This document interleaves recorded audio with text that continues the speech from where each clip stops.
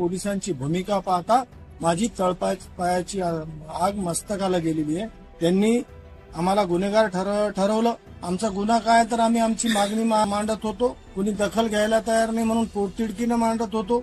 विहिरीत उडी मारणं आमच्या विहिरीत हा कोणत्या कायद्यानं गुन्हा आहे, मला हेच बन्सल साहेबांना बाकीच्या त्यांच्या पोलिसांना विचारायचं आहे।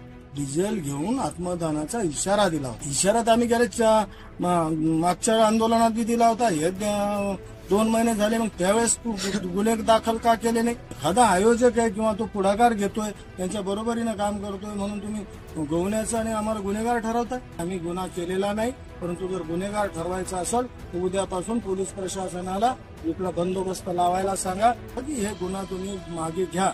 आम्ही त्याच्यासाठी ना जमानत घेणार आहेत ना काही करणार। आणि कोण तो पोलीसवाला आहे त्यानं ते लिहिलं, त्याचं डोकं ठिकाणावर होतं का?